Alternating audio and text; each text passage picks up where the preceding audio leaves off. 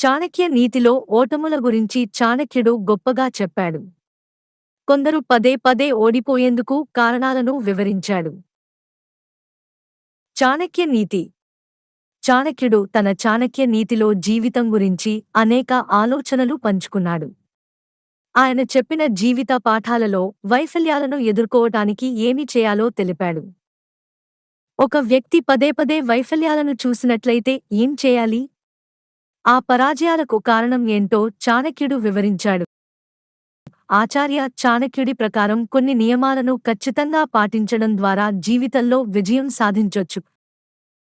ఇలా చేస్తేనే శత్రువులు కూడా ఆశ్చర్యపోయేలా ఎదుగుతారని చాణక్య నీతి చెబుతుంది. పదే పదే ఓడిపోయిన వ్యక్తి ఎలాంటి లక్షణాలు ఉంటాయో చూద్దాం. ఒక వ్యక్తి ఏదైనా చేసే ముందు 1కి 10 సార్లు ఆలోచిస్తాడు. కాని తను అనుకున్నట్లు ప్రవర్తించడు. తమ మనస్సులో చాలా విషయాలు ఆలోచిస్తారు. అలాంటివారు ఆలోచన ప్రకారం పని చేయరు. ఆలోచించి ఏమీ చేయని వ్యక్తులు ఎప్పటికీ విజయం సాధించలేరు. విజయం సాధించాలంటే ఒక వ్యక్తి ఆలోచించడమే కాకుండా తన ఆలోచనకు అనుగుణంగా పనిచేయాలి. ఆలోచనలు అమలు చేయకపోవడం వల్ల పదే పదే ఓటమి ఎదురవుతుందని చాణక్యుడు చెప్పాడు. తన ఆలోచనలను కార్యరూపం దాల్చేలా చేయనివారు అపజయం పాలవుతారు. తన ప్రణాళికల గురించి ఆలోచించని వ్యక్తి విఫలమవుతాడు. అంటే ఉద్యోగం చేయాలంటే ఆ ఉద్యోగం గురించి ఆలోచనలు, ముందు చూపు ఉండాలి. మున్ముందు జరిగే పరిణామాలపై అవగాహన లేకుంటే కొన్నింటిలో విఫలమవడం ఖాయం అనేది చాణక్యుడి నీతి చెబుతుంది. లక్ష్యాన్ని సాధించేందుకు ప్రణాళిక రూపొందించుకోవాలి. మీ లక్ష్యాలను సాధించే మార్గంలో వచ్చే సమస్యలను ఎదుర్కోవటానికి ప్రణాళికను రూపొందించడం మీకు సహాయపడుతుంది.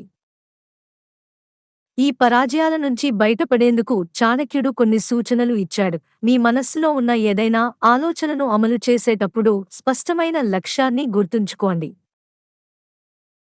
లక్ష్యం లేకుండా పని అసాధ్యం అవుతుంది. దీనికోసం మీరు చేస్తున్న పని గురించి మీకు స్పష్టమైన లక్ష్యం ఉండాలి. మీరు ఒప్పు, తప్పుల విచక్షణను పెంపొందించుకుని వాటి మధ్య తేడాను గుర్తించినప్పుడు మీ విజయ మార్గం సులభమవుతుంది.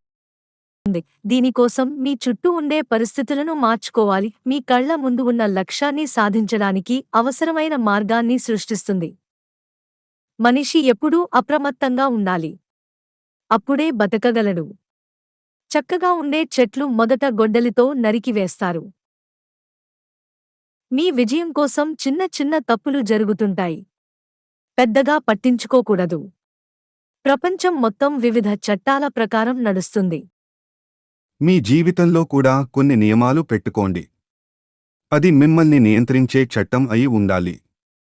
చాణక్య నీతి ప్రకారం మనల్ని నియంత్రించే బాధ్యతలు మరొకరికి అప్పగించకూడదు. మన ప్రపంచంలో మనం హీరోలుగా ఉండాలి. జనాలను ఎలా హ్యాండిల్ చేయాలో నేర్చుకోవాలి.